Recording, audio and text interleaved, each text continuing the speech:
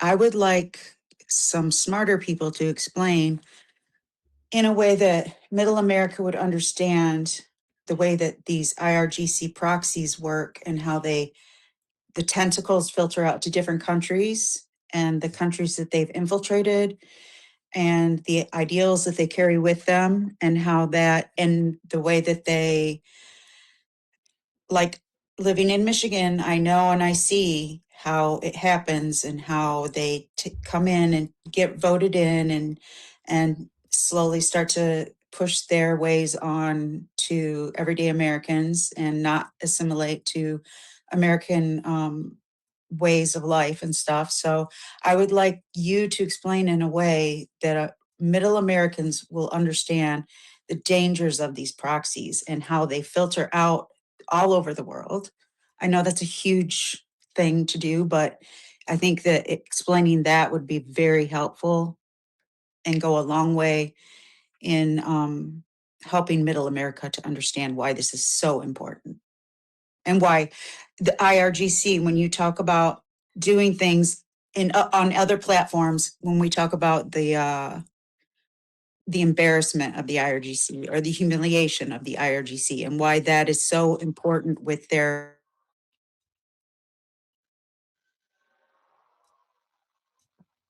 Oh, did she get cut, or was that it? That's a good question. Do you have my audio? Okay. All right. Let's. So that's a very good question, and it's interesting that when the way that you're talking about it, you're when it comes to proxies, you're including both the propaganda arms of the regime and not just military, like the way you're asking, and political as well, because usually when we think of proxies of the Islamic regime in Iran, we're thinking Hezbollah, we're thinking Hamas, we're thinking Zainabiyun, Fatimiyun, we're thinking Hashd al-Shabi, the Houthis, I think I mentioned. But the way you're talking about it, you were talking about the political influence of the regime as well. And that's actually a very good way of categorizing it, because I consider NIAC, for example, as the lobby arm of the regime in the United States to also be one of their proxies, like one of their illegal proxies. And sometimes the harm of these, political or propaganda arms of the regime could be as devastating and as harmful as the military ones, and but people don't pay attention to them, right? The most important proxy group of the regime has been always been Hezbollah. That's their favorite child. That's the first one that they developed in Lebanon, early history of the Islamic regime.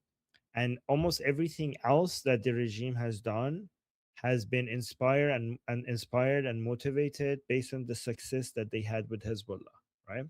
So we have Hezbollah in Lebanon, we have Zainabiyun, Hamas in Gaza, we have Zainabiyun in Pakistan, we have Fatimiyun in Afghanistan, we have Hashd al-Shabi, and with all its subgroups in Iraq, like Kataeb, for example, is a subcategory of Hashd al-Shabi. And usually a lot of so the ground, and also we have so much in Africa these days, like there's so many of these, and the model that works for the regime. And also we have, many local mosques in Europe, in United States, in Canada, that is basically trying to uh, st- recreate what they have been successful in doing in Lebanon. So the reason why, the way that the Islamic regime sees this working for them is like a pyramid, right? And the base of the pyramid is a Shia community, right? A Shia community plus a leftist people plus and Sunni people who are anti-Israeli, right? So there's two ways to do this, right? You either uh, create a Shia base, or you create an anti-Israel, or you. Okay, guys, close your microphones. I'm just gonna close this for you, guys. If you're not speaking, please make sure you mute your microphone.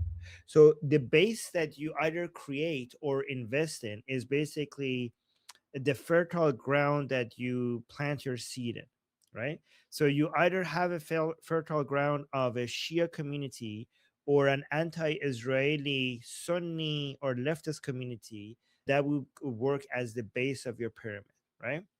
And then on top of that, you get more and more narrow, right? So it's like a sales funnel.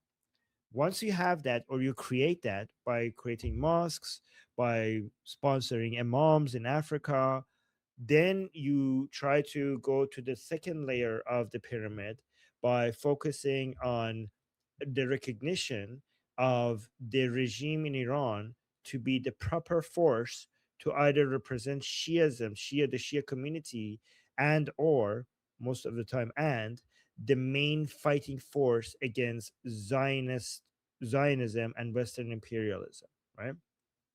And that's your second layer, right, of the pyramid of your sales, of the second step in your sales funnel. And then it gets narrower among those people who believe that. uh, how many of them are willing to vote in their favor or become politically active, create political active groups in the favor of the Islamic Republic? Or the most ultimate version is to fight in battle on behalf of the Islamic Republic, right? So the two routes are very interesting, because you either you have a Shia base, and if you have a Shia base, it's a lot more effective. This is why you see, for in the past couple of years, there are so many Shia ceremonies in Vancouver, Toronto, Washington, Toronto, in different European cities. And Sunnis are also shocked by that. Like, what is this? All of these like Shia ceremonies all of a sudden all over these cities. That's a they use the freedom of religion as a way to become more active. And it's, originally a lot of these activities has nothing to do with politics, has nothing to do with war, but it's just creating that fertile ground for you to go to your second, third, and then final part of your sales funnel, right?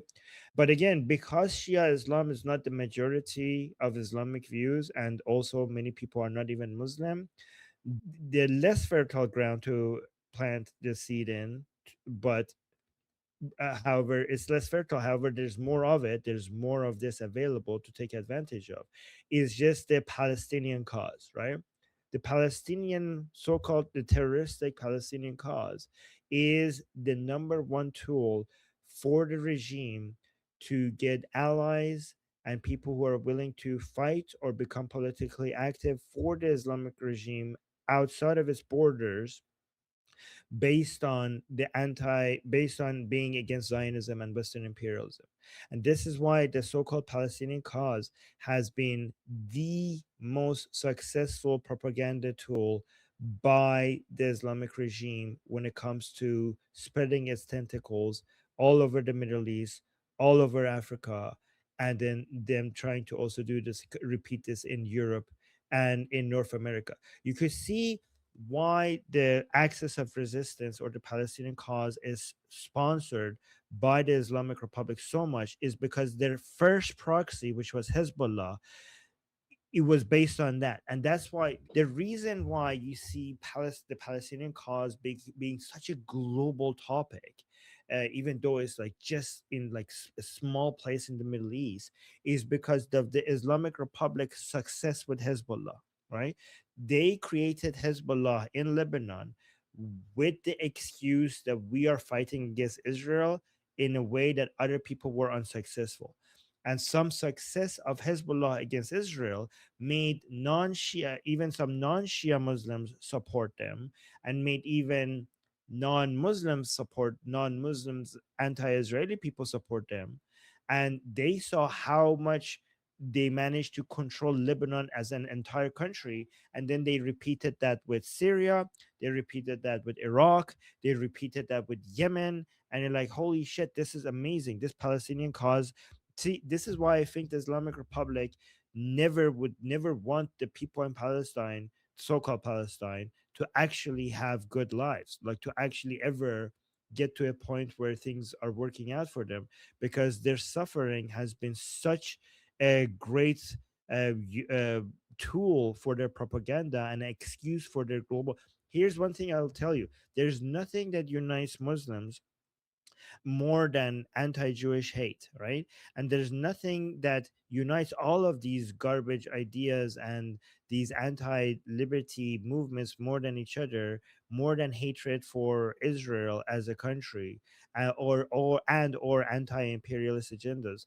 And this is why the Islamic Republic has leaned really heavily into this. If you look at Nayak propaganda, it's very un-Islamic and just constantly focuses on leftist anti-imperialist narratives against the United States, and United States basically takes that full advantage of that. I don't even know if I'm answering your question, Amy, or if I'm even moving in the right direction or not. Can you actually confirm if this is You helpful in are, any you way? are, this is perfect, Armin. This is exactly the speed and pace and language that Middle America needs to hear, the broad explanation of how the IRG infiltrates and manipulates worldwide.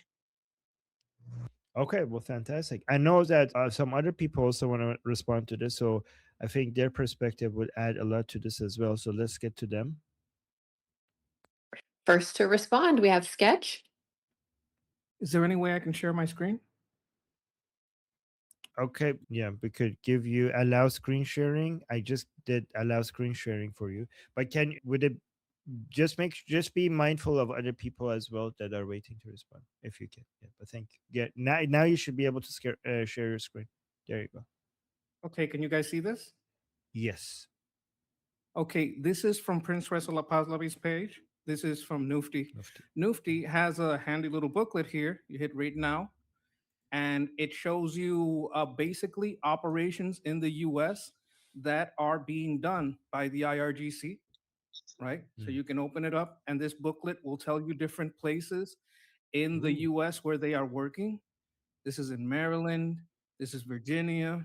This is Dearborn, right? Who these people are, who are aligned with them. So when you talk to a Walmart American and say, hey, look, these people are in here. They're trying to affect everything that we vote on, and they're gonna side with the people that we're against. We're gonna lose our freedoms. We're gonna lose a lot of stuff just because these people from outside want to control our politics for their benefit, right? And it's gonna be terrible, right? So you can use this resource, Prince Reza Pahlavi, because he has one foot in Iran, like because of his whole life is basically there. His heart, his blood is there, but he also has one foot in the United States. This is a U.S. Fighter pilot, basically trained as a U.S. fighter pilot. He has experience with the military. He knows our system. He knows our local politics because Iranians are all over American, the expats.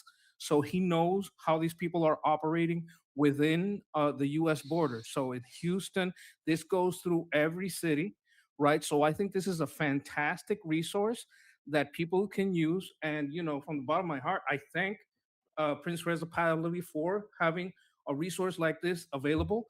You can also donate over here, right? You go to the donation page and help out with security, different things you can do.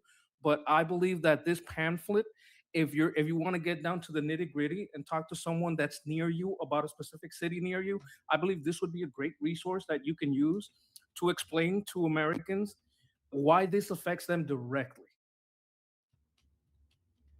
Okay, that was actually very helpful.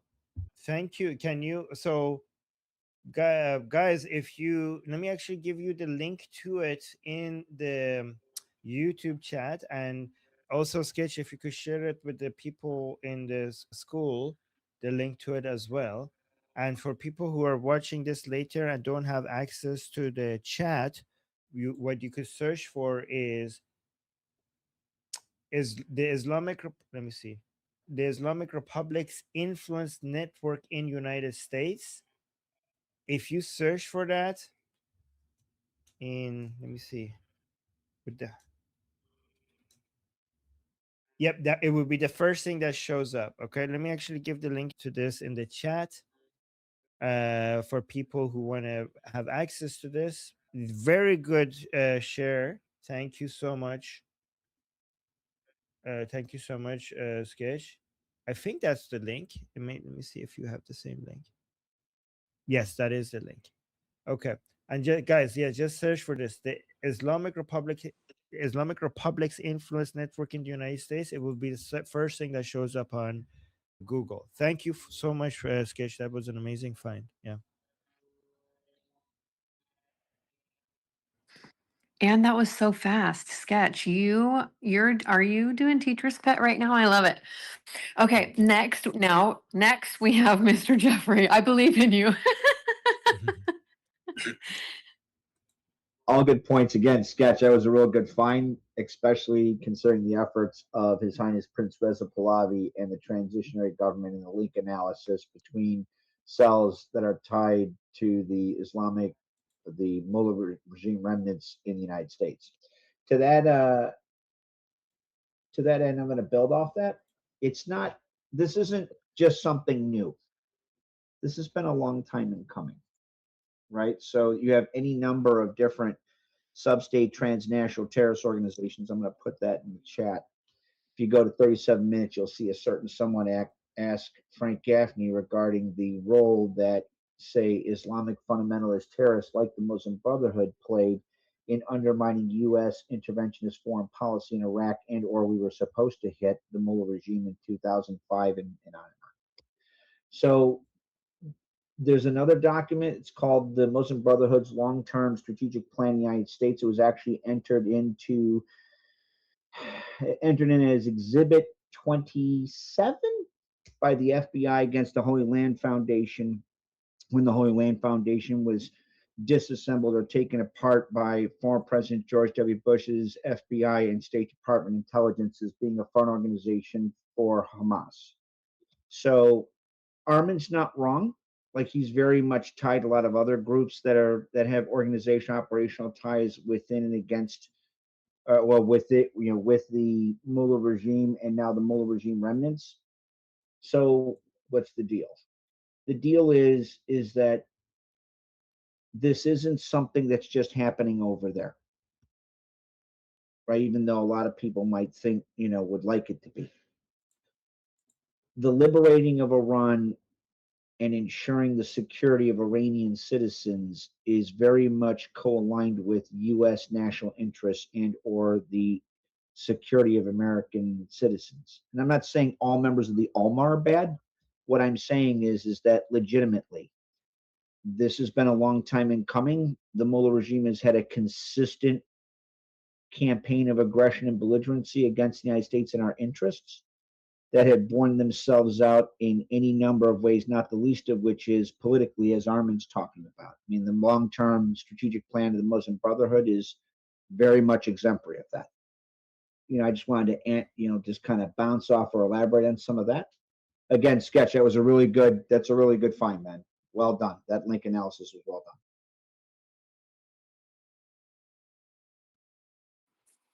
done. Okay, next up we have Rebecca.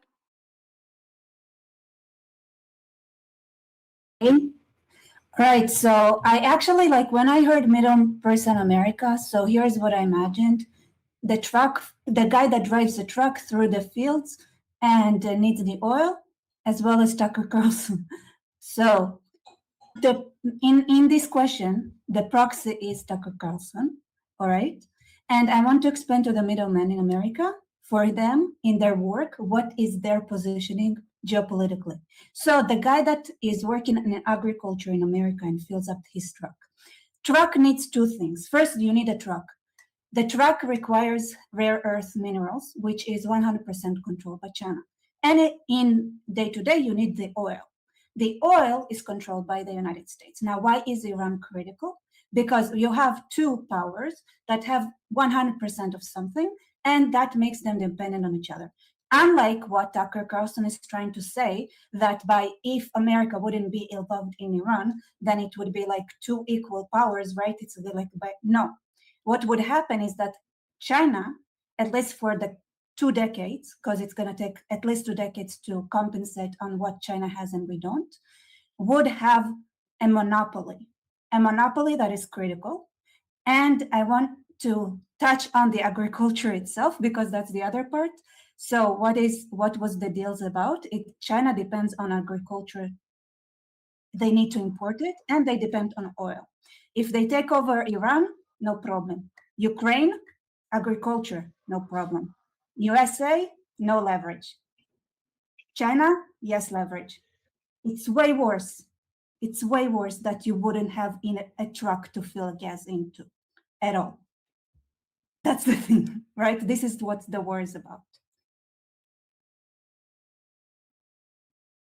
And Tucker Carlson is a stinking liar.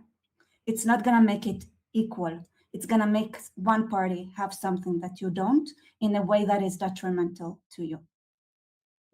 That's all, I think. Questions?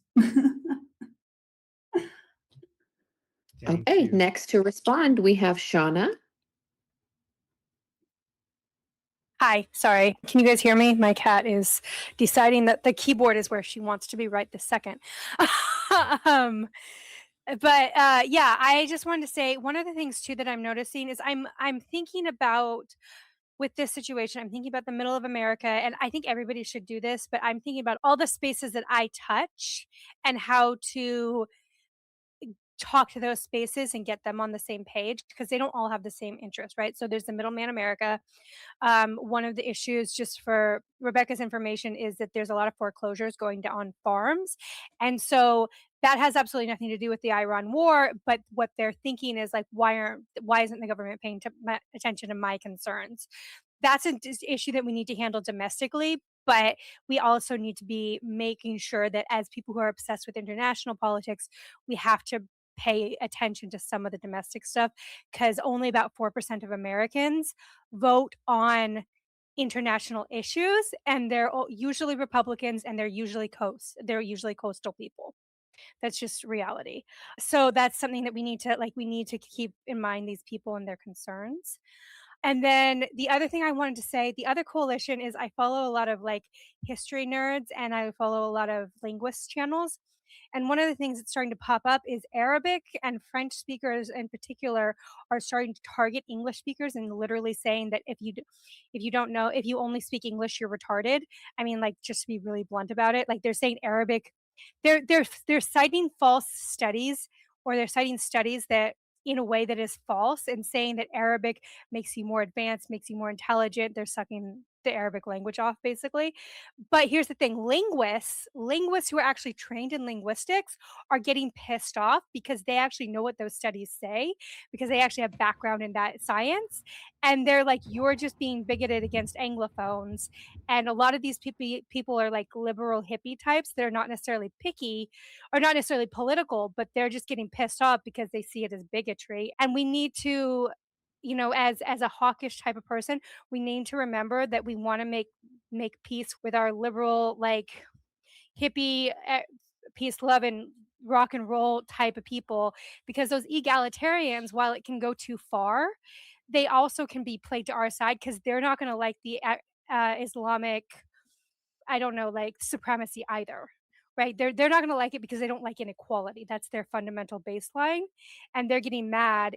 The people in the linguistic crowd, that person who just favors equality, is going to get mad at the bigotry. They're already starting to react. So that's another kind of group of people that we need to. They're very foreign to me as somebody who's just very naturally right wing, but I also grew up around them and I know how they think. They're not going to like the bigotry of Arabic bigotry. And so if we can highlight that as bigotry, that's going to bring them to our side. So that's the end. Sorry, that was a little rambly.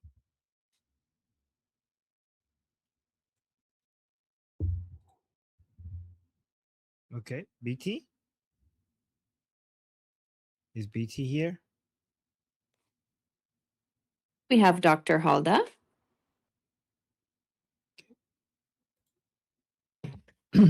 I'm actually from Michigan, so I actually really understand what you mean by middle America. And one way that I would personally describe the proxies, if I was in a classroom talking to my students, would be to imagine the beginning of the franchises in America. I mean, I don't know if you remember, like when McDonald's first decided to start branching out, they did some experiments. They franchised out a location in a different state. They practiced to make sure that they were both doing things exactly the same way. They figured out how to set up policies. They figured out how to advertise. They figured out what would sell, what wouldn't sell. And they became a cohesive whole between those two units. And then they opened up a new one and a new one and a new one. And they spread not only across the United States, but they spread throughout the world. And that's exactly what the regime did. You know, they began with, you know, Lebanon, and they worked with Iraq. And now we see, you know, proxies, you know, that have spread out in, I think the last time I looked, it was like over 41 countries. And we've definitely seen the ramifications of them here in America, even though we do have a lot of Americans who don't understand. But the deal is they always operate the same way. They have the same goals. They have the same PR. They're not just militants. You know, they work in all areas of military. They also, you know, work with intelligence. They work with money. They work with PR. They work with marketing. They work with ideology. They work with schools, education. They literally have their fingers everywhere. And this has been a very long process that they've built and have been extremely successful with. And that's why it's so important that we recognize them and how they actually are, you know, integrating themselves into our society. And that's all I really have to say.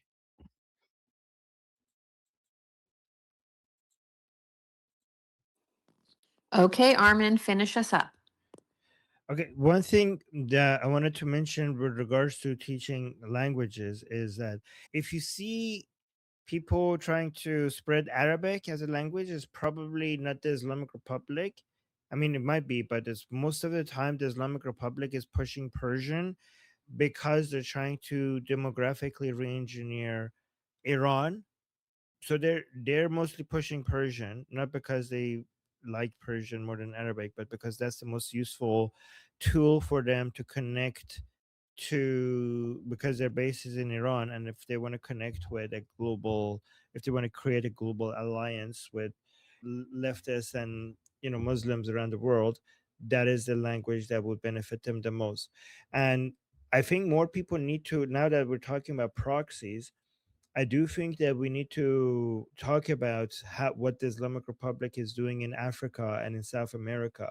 They have been investing for years into creating a Shia base in South America and in Africa, and they have had a lot of success in Africa, and also, by the way, in Pakistan and in India, and, you know, like Iraq and Iraq and I don't Iraq was not came naturally to them because it was already had a lot of Shias there, but they are just basically engineering. So let me just focus on Africa so you guys understand what the strategy is. And finally, after so many years, there is a return on their investment on this that we're seeing happening right now.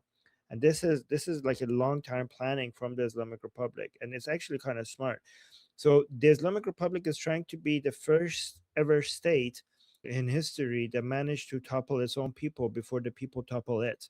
Right? Usually people do revolutions and they change the regime, and sometimes revolutions are successful and sometimes revolutions are not successful, but we've never had a regime trying to change its own people.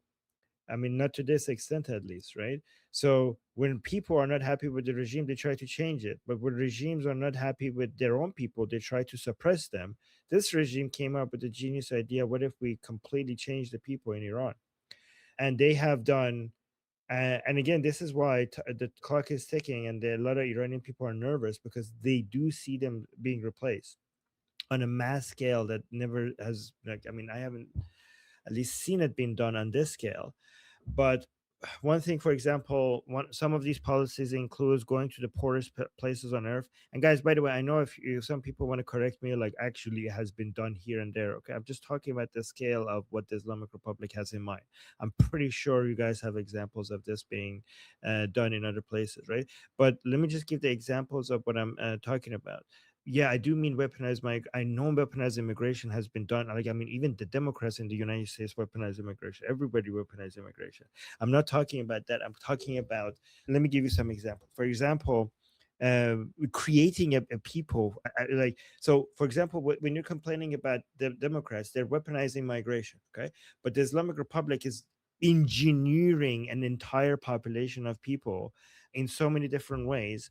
Like they go to Africa, they take advantage of the poverty that is there, and they first create a Shia community there that is loyal. It's one thing to bring immigrants into your country. It's another thing to grow them and then bring them there. Like it's kind of like you're farming people, right, from scratch. And you can do this in Africa because it's very cheap. Like the people are poor, so your money there goes a long way, and you teach people Persian. You make them Shia. You make them, and then once they get to a certain age, you bring them to Iran.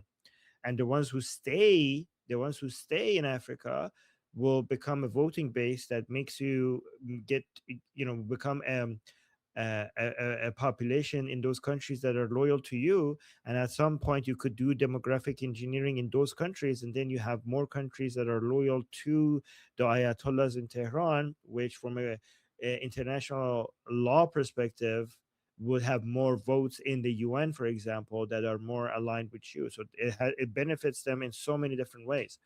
But so now, after so many years, we're finally seeing a lot of people from Africa coming in Iran and speaking fluent Persian for some reason, and talking about how they support, Ali Khamenei, Moshtaba Khamenei, and saying like the phrases that we've heard in school all of these years that normal Iranian people don't say unless they're very religious and pro-regime, coming out of their mouth. It's just so bizarre to listen to people that don't look like they know a word of Persian, not only speak Persian, but also speak Persian in a way that only pro-regime Iranians in Iran would. And they know all the narratives. They know Hussein, Ali, they know they know Khaybar and all of those stories, and they use the symbolism and everything. Like they're familiar with all of these religious narratives, and they believe in it in a way that the Iranian people usually don't. And they're bringing them in. And another group of people that they were trying to bring in on a mass scale was people from Afghanistan. That backfired. So they are now trying to undo that. It's not working. But a lot of Iranians are saying that they're seeing some neighborhoods in Iran is looking like Kabul instead of any city in Iran. Now they're seeing so many people from Africa all of a sudden in the streets being extremely religious. But one example that shows how far the Islamic regime is willing to go, that I always like to bring up, is this law that was passed. And again, if I think you guys heard me talk about it on our live show, but again, I just want to mention this, that this is not an exaggeration. If you don't believe this, because sometimes we're very anti-regime and some people think that maybe we're exaggerating this, but go look this up. The Islamic regime, and the reason some of you might say that, oh, this is not shocking. Of course they would do this. This was shocking to us Iranians, and it was even so far. It was so vile that it was even shocking to many pro-regime Iranians. Okay, and they passed a law where it says that Shias coming from Iraq, Afghanistan, Pakistan, wherever, coming to Iran, doing temporary marriage with Iranian women, which basically means prostitution in Shia Islam, right?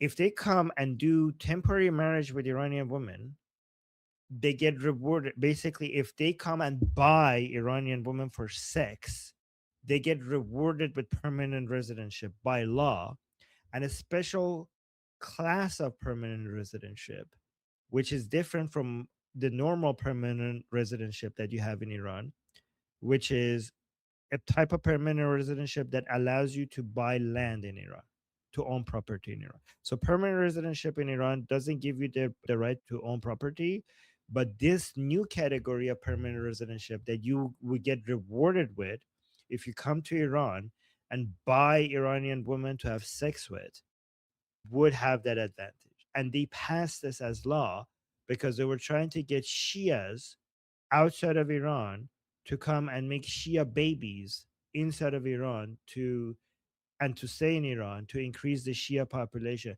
So this is the Islamic regime solution to looking at its own population and realizing that these people are not only non-religious, they're more and more anti-Islamic. This is their solution to try to do demographic engineering and create a Shia population inside Iran, which is insane. But yeah, and this is only some of it. Like I could go into so much more detail regarding what what these people are trying to do. And this is also the reason why I'm talking about it in this segment is because you were talking about proxies, creating the base of operations in other countries to eventually create proxy groups. That base is not just for creating militants that will go fight. That base is also to create a population that they could bring to Iran to do demographic engineering inside Iran. All right, I'm done.